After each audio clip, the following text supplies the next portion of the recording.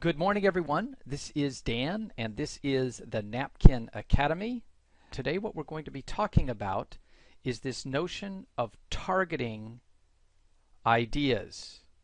And the simple thought here is as follows. An idea that is aimed at no one is an idea that no one sees. So if our idea is just sitting there and it's just kind of radiating energy, but not focused on any particular audience, no one's going to look at it. Our audiences will be looking the other way. But if we can take our idea and focus it in on the people we most want to share it to, we will be able to get them to really pay attention. Another way of putting that is that vivid ideas have a target. Let me give you an example. Morning for me, this of course is a cup of coffee. But it looks pretty boring, it looks pretty undifferentiated, and goodness knows who's really interested in this. Now, someone had a brilliant idea a while back saying, you know, this is a cup of coffee, but it turns out that that cup of coffee might be liked by this person, but it turns out that this person over here might like to have that coffee a little bit differently, maybe with a little bit of milk in it. And then we've got this person over here, and maybe this person over here would love to have that coffee with a little bit of sugar in it. And then we've got this person over here, and maybe this person would love to have that cup of coffee with ice in it. You know, maybe it's iced coffee. So the idea is if we can take this one cup of coffee and figure out that there are different types of audiences who may all want coffee but be interested in a different way, we could start to target our idea. That's an idea that has been done very successfully. You want a little bit of coffee? We can handle that. You want a lot of coffee? We can handle that. And all of a sudden, by targeting the same central idea, we move from one cup of coffee to a near infinite variety of different types of coffee. And of course, from those who are paying attention from a business perspective, it means we can move away from a cup of coffee that cost about 50 cents to a cup of coffee that can cost $4.50 by virtue of it being targeted. The second example was one that relates really to me and clouds. And let's say that clouds in a way are kind of equal to ideas. That is to say, when they first start out, they're just kind of puffy, and they don't have a whole lot of definition behind them. And to the lay audience, you know, all clouds kind of look the same. But the story I want to share with you goes way back to the year of 1982, 30 years ago. Crazy. When I was a flying student and I was growing up in Billings, Montana, up in the northern part of the United States, wide open country. And my father was a flight instructor, and this, believe it or not, is a photo of his airplane that I found on the internet today. This is exactly the airplane that I learned to fly in November 79198, a Cessna 172. And the story I want to tell you has to do with when I was a primary flight student, and one day I went flying over Montana, over a countryside that looked almost exactly like this. And when you're a flying student, you're always told, avoid these clouds. Do not fly into a cloud. Well, on this particular day, I decided that I was flying on my cross-country flight over this beautiful landscape, and I thought it might be kind of fun to fly around some of the clouds. So I flew around some of them, and then at one point I thought, well, you know what, I'm going to go ahead and fly right inside one of those clouds. Yeah, not only was I breaking the law, but it was incredibly stupid, because the moment you go inside a cloud, not only can you no longer see the ground, but all of a sudden that cloud wants to kill you. And so the way I remember that is that cloud, when I flew into it, inside a cloud where the updrafts are enormous, wind shear from side to side, it gets instantly dark and bouncy, I knew that cloud wanted to kill me. And I'll tell you this, I have never forgotten that cloud. Now, was that cloud any different than any of the other clouds that were around that day? No. But I'm going to remember that one. Why? Because that was the cloud that had targeted me. Clouds are ideas. The one that sees me is the one I'm never going to forget. Why is this important to us? Well, remember, the real essence of everything we're trying to do with vivid thinking is make sure that our idea is as clear as it can be. So what we've done is we've started in a loud world, lots of ideas. We stepped out and we spent the last 6 weeks walking through the vivid forest where we had an opportunity to explore our idea from many different views. This last step, targeted, is where we're going to start making our way back into the busy world now, because targeted is the step in the vivid forest that really obligates us to start to think about all of the other people with whom we want to share our idea. We looked at form. We looked at only the essentials. We looked at making our idea recognizable. We looked at making our idea one that could evolve. We looked at making our idea one that spanned its own opposites. And now for T, we're talking, of course, about how to make sure our idea knows exactly whom it's aimed at. Our idea is targeted. What is the purpose of a pen? Well, it allows me to draw something. Draw a line, draw a stick figure. This very simple Bic pen is pure utility. It gives me the ability to draw exactly what I wanted to draw. That's great. But you know, what would happen if I started to target that pen and say that there are some people who want to draw that and some people who want to draw that? And maybe there are even people who want to be able to draw in different colors. So a parallel path to targeting is this idea of specialization. We take our original core idea, we branch out, and we say, well, how might we modify our idea to make sure it serves the needs of many, many different people? And once we've been able to really specialize and broaden out our idea, we can have an almost infinite number of varieties of essentially the same idea. Which can bring us to the question, is it heaven or is it chaos? It depends. It depends on who is looking. And if we are an artist that appreciates the minimal, maybe it is chaos. If we are an artist who appreciates living in an area that's surrounded by chaos, it's heaven. The job of us thinkers is to know, are we aiming at her or are we aiming at him? How might we go about targeting our idea? I want to show you two ways. Part number one is one that I'm going to call the dramatis personae approach. Now, what the heck does that mean? Well, let's read along here for a moment.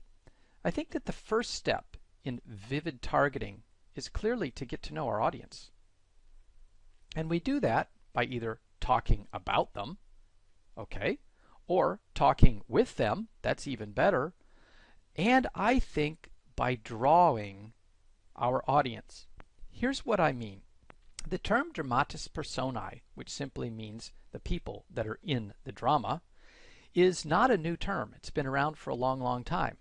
And the idea is, if you think about it, whenever you go see or read a play, what's the first thing that appears in the playbill?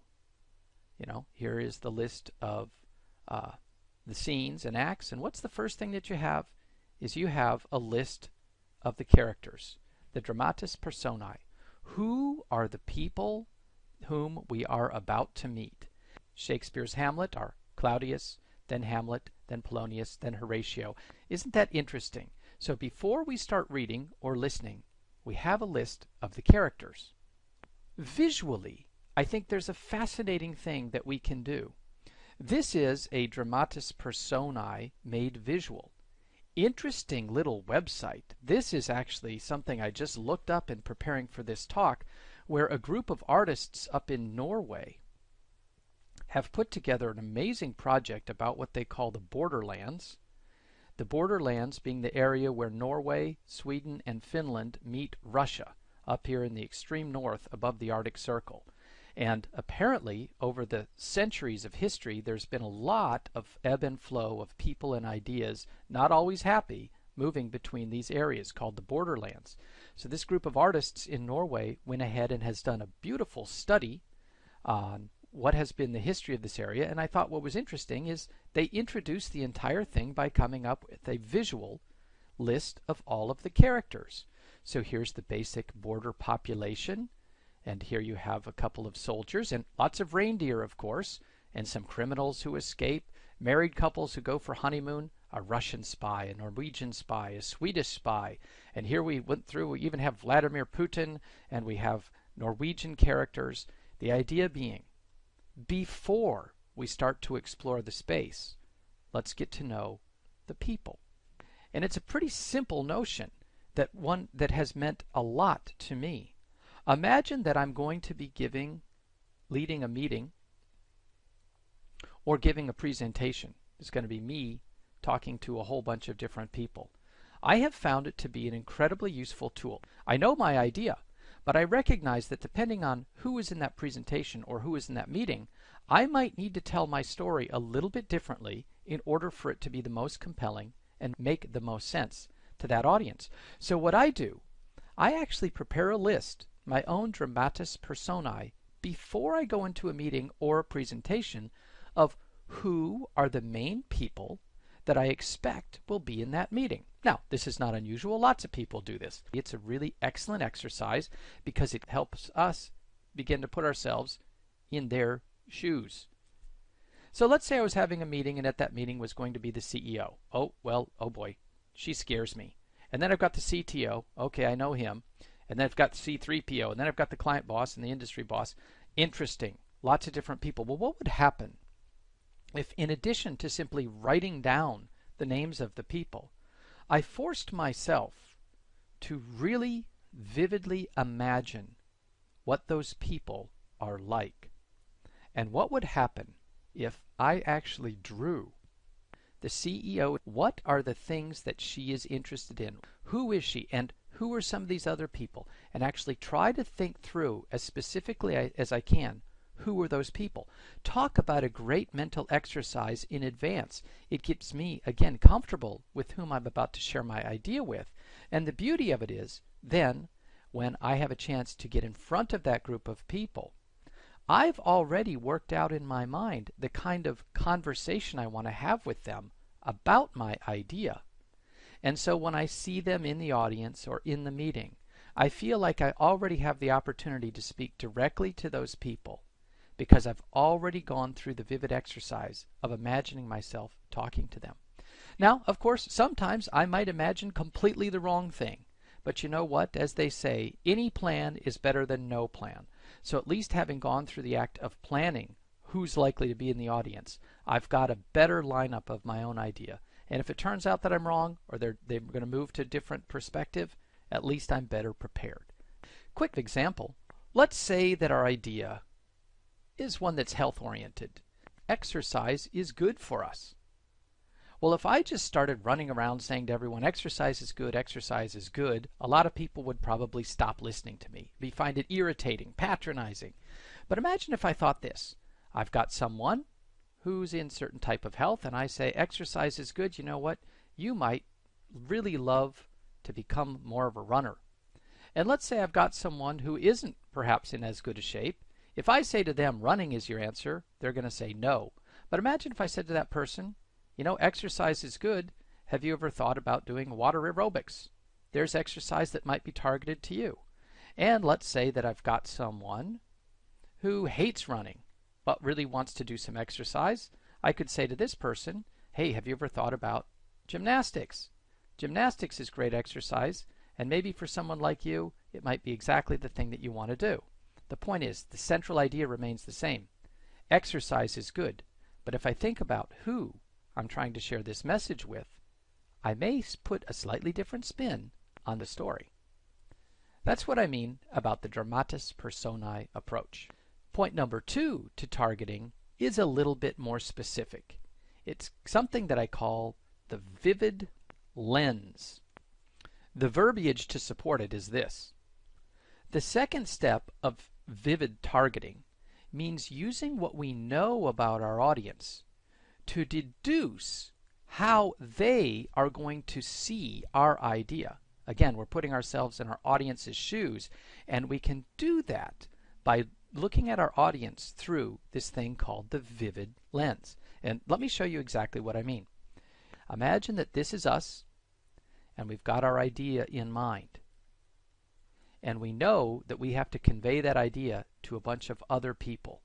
The vivid lens is a mnemonic tool that just reminds us of some ways we might have to look at our audience in detail before we might meet them. Why do I call it the vivid lens? L stands for leader, E stands for expert, N stands for numeric, and S stands for sympathetic. These are 4 critical attributes we can think about our audience. These attributes become most clear when we also include their opposites. L stands for, are the people I'm talking to leaders or are they doers? E stands for, are the people I'm talking to experts or are they newbies? N stands for, are the people I'm talking to more motivated by the numeric or more by the emotional? And S stands for, is the audience that I'm talking to sympathetic to me and my cause or antagonistic to me and my cause? L, do we think that they are a leader or a doer? Are they the person who's leading others to say, hey look, we want to go to the mountaintop? Because if they are, the way we will want to present our idea is as a big picture, aspirational vision. If, however, our audience is the doer, the person who's going to actually be carrying all the goods up the side of that mountain and reaching the top, the picture, the story we might tell about our idea is probably going to be much more timelined and execution oriented. Certainly the vision is important, but the steps that we need to take to get there are probably going to resonate more with this person than the ultimate objective. It's one way to think about 2 different presentations of our idea. E, if we're talking to an expert, it would be advisable for us to go ahead and present our idea in whatever level of elaborate detail is necessary to prove to this person, frankly, that we know what we're talking about. So we need to come in ready to be able to provide a lot of evidence about the elaboration of our idea. But if our audience is a newbie, if this is the first time they've ever heard of this thing, and we come in with an elaborate idea, they will reject that. So in this case, what we want to do is come up with, of course, the simple version, introduce the simple version to our newbie, and then eventually lead them to the more elaborate version. 2 different ways of looking at our idea. N for lens stands for someone who is numeric or someone who is more emotional. Again, the idea, am I presenting my idea to a bunch of accountants? Perhaps a bunch of lawyers? Perhaps a bunch of mathematicians, a bunch of people who are really interested in the data and the measurable attributes of my idea? Or am I presenting to an audience that's more emotional in how they want to understand and appreciate things? In which case, perhaps I'd want to focus more on the portraits. Who is my idea for? On maybe the qualitative.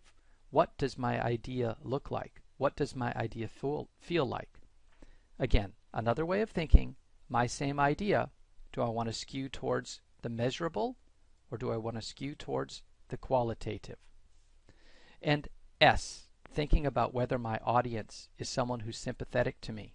Are they predisposed to like my idea? Or are they predisposed not to like my idea?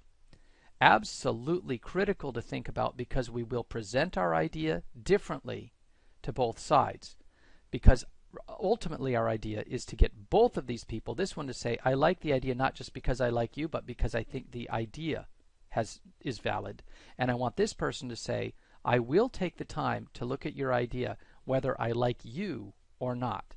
So the goal we're trying to establish here is, how can I present my idea initially, both to someone who likes me and to someone who potentially does not? So in both cases, they give objective time to let the idea sink in. We're going to spend more time on this in 2 weeks, but I just wanted to give you one quick lesson that I have learned. There is no faster way to disarm a hostile audience than to simply show that we understand their perspective. I have given presentations when I know for a fact that most of the people in that room do not like the idea that I want to share. And I'll tell you what I have learned. If I go out there and share it anyway, just straight out, it's more likely than not that the people are going to like the idea even less. Unless I do one simple little move. What is that move? I show the people who are antagonistic right from the beginning that I understand their perspective. I'm not saying I agree with it. I'm not saying that it's right. I simply say, through my pictures and visuals, I say, look, I do understand that you have a different perspective than I do, and although I don't necessarily agree with that perspective, I can show you that I understand the essence of it, so that now when I tell you my idea, at least we're sort of on the same page, and any antagonism you might have had, you're willing to suspend long enough for me to actually get my idea out in front of you. And with that, I want to wrap up with one last quick example, because we're talking about antagonistic, and it's difficult to imagine sometimes two different groups of people who are more antagonistic to each other than people who love Windows and people who love Mac. And I thought there's a really interesting example here that goes right to the heart of business. Oh, back in the year of 2009, when Windows launched the new OS, Windows 7.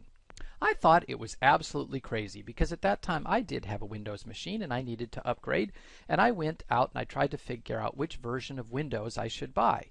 And look at the choice I automatically had. Did I want to have Windows 7 Starter, Windows Home Basic, Windows Home Premium, Professional, Enterprise, Ultimate?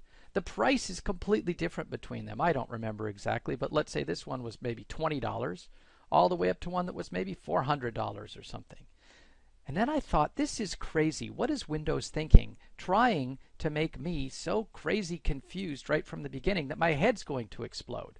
I hated Windows for doing this because it made me have to become an expert on what the heck is the difference between these OS versions, to the point where I had to go online and download this spreadsheet that talked about the various component differences between the various OSs. Remember, all I wanted to do was upgrade my computer. Did I want to spend the time doing this? I did not. I thought, back in the old days, when I was strictly a Mac guy, it was really easy because there was only one OS, and it was OS X. And then I realized, well, actually, OS X confuses me too, because Apple has used names of big cats right from the beginning. First it was cheetah, then it was puma, then jaguar, then panther, then tiger, then leopard, then snow leopard, and now I don't even know which one we're up to anymore. But we've got another one. To tell you the truth, I can't keep track of all these different cats either. So I'm not thinking that Apple has done as great a job either. But here's the thing. Here's the method behind the madness. Let's look at the numbers. If we look at the share, and this is only back last month, March 2013, the share of the desktop operating system. Windows 7 and Windows XP together represent over 80%. OS X is down here at about 7%. So I'm thinking, well, maybe there is another approach here that is what Microsoft is thinking. And then I spoke to some people, and it turns out that what Microsoft is really, really good at is what we're talking about, targeting. Microsoft is really good at targeting. They come up with one essential operating system, and then they say, we know who our audiences are, and we slice and we dice that operating system up into all of these different versions because we can maximize how much each one of those different audiences is willing to pay based on exactly what they need. And it is completely the opposite view of what Apple has traditionally done. I'm not saying this is a great model. I'm saying when I became aware what Microsoft is really about is targeting their offering and maximizing the profitability of each targeted segment, maybe there is some method to what appeared to me to be the confusion of launching so many OSs. And I thought, well, there's one more way to look at this, isn't it? Let's not look at desktop operating systems. Let's see if the model holds by looking at mobile operating systems. And here, mobile operating systems from the same time last month, 2013. Oh, look where Mac is. Apple OS up at 60%. And where's Windows? Below 2%. So I'm starting to wonder, which model works best? A whole lot of questions to think about. And the really answer comes to be, how granular do we make our targeting? Want to leave you with a thought. Use this vivid lens. Start to think about when we're looking at our audience to target them, Remember, they're looking back at us too. And with that, I want to give you some homework regarding targeting an idea. The initial idea is we're going on a camping trip. Okay? So what I want you to do is use the lens tool, leaders, experts, numeric, sympathetic, antagonistic, to see if you can come up with 3 compelling ways to sell the idea that we should go on a camping trip. So here's our camping trip, way out in Mother Nature, fire going. Sometimes people don't love it. Sometimes they do. And then see if you can use targeting to convince a skeptic, perhaps, to join you on your camping trip. Let's turn it over to some student work from last time. So, James, I'm going to turn on the microphone. James, can you hear me? I can. Hey, James, how are you doing? I'm doing well. Excellent. That last lesson was targeted at a couple of things that I sent you. I think it may very well be. Well, why don't you show us what you sent us? I'm just going to review quickly what the homework was from last time. The homework we're going to be viewing from James up in the hills here in California was James is going to talk about spanning differences. The idea, of course, was slice bread and see if we could think about some opposites. So, James, I'm going to turn it over to you. Tell us, with drawing number 1, what are we looking at? We're looking at just some sketches that I started. Actually, there's some others on another slide that was kind of a summary of that. I just started doodling and thinking about this because I didn't really, how am I going to draw a loaf of bread? And I had to figure out how to do that. So then I went immediately to Wikipedia and said, what is sliced bread? And I came up, you'll look below, the invention of the sliced bread, 1928, and there's a pretty compelling story about the history of sliced bread and what happened during the war, and it goes on and on. So then I thought, okay, how am I going to, what's the difference between sliced bread?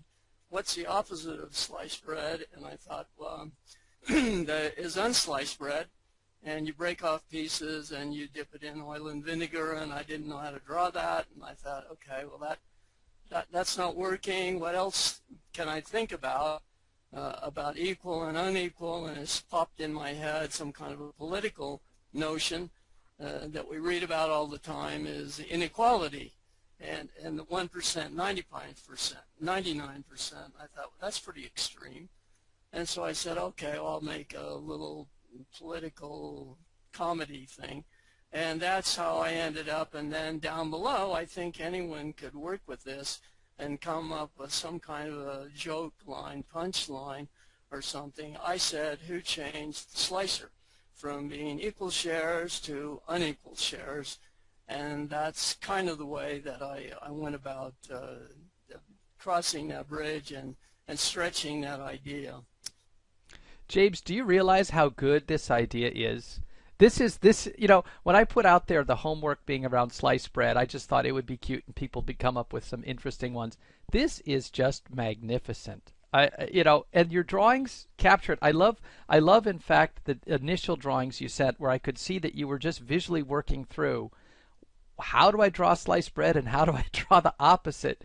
Tell us a little bit more. What was the move? What was the insight that took you from an unsliced loaf to this idea of just slicing off the 1%?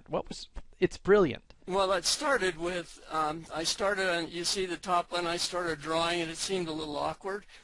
And then I remember back, because I'm really new with your work, I thought, well, you know, there's squares and circles and triangles. Okay, I'll put a circle on top of a square and see what I come up with. So you do that and then you flatten it out a little bit, and all of a sudden you've got a loaf of bread. And when you get to learn to draw, you don't need the bottom of the circle. And so, well, this is lovely. And you also have the technical one. Walk us through this, because this one in some ways is even more brilliant than the previous. Well, I thought I've got to do something else besides, and I thought, well, look at sliced bread and what else can we slice up? And I was trying to do something with coding, with writing code for apps and all kinds of things, none of which do I know how to do. But I know that it's absolutely fascinating, and I was going to do something with X's and O's and, you know, the extreme of going from a mechanical slicer over to a digital slice, and I said, okay, now what is a digital slice? Somehow or other I'm looking at coding. I think I probably once again Googled it and started looking at coding, and barcode came up, this UPC concept, and you can go to Wikipedia, you can spend a whole day learning how to do all of that or what it's about. And I thought, barcode, that's perfect, because if I turned the slice spread, and I could have drawn that again, but I think that view is okay. I think it's beautiful, and in fact your little drawing right here I think is one of the best I've seen in a long time. Bread, I'm going to just redraw it here because I love it so much. A bunch of slices, and then my UPC code, thick and thin slices, exactly the same idea. James, this is excellent work. I'm going to sign you off now. Thanks so much. Fantastic stuff. I'm always going to remember the slice bread. Hey, thank you all for another great lesson. This is Dan signing off from the Napkin Academy, but don't go away. Now on our new platform, you can still submit your homework. Debbie, our community manager, is going to join you right now to show you exactly how to do that, and I really encourage you, do your homework. Okay, take it away, Debbie. See you soon. We hope you enjoyed this Napkin Academy classic video. We've made it easier than ever to share your homework. After you've completed your homework and have a JPEG or PNG file saved on your computer, come back to this course. Once you're back here, scroll to the bottom of the screen, and in the comments box, you can add a comment. I'm just going to call this one My Homework. You can also add images by clicking on the Insert Edit Image button here. In the source box, click on the file. In the Images window, click on Upload, and then click on Add Files. This is going to take you to your computer where you can search for your images. I'm just going to search for mine in Pictures, and I'm going to choose this image here. You can also add multiple images here. Click Upload. After the upload is complete, click Close. Then scroll down, and you'll see that the last image is here, and it's checked. This is the one we just uploaded. Click Insert. I suggest in the Dimensions box you change the maximum to 1200 pixels and leave the Constrained Proportions box checked. You can also add an image description here if you'd like. Click OK. You'll see that your image has been added to your comment. And now the last step, the most important one, make sure that you click the green comment button here to upload your homework to the Napkin Academy. We hope to see your homework soon.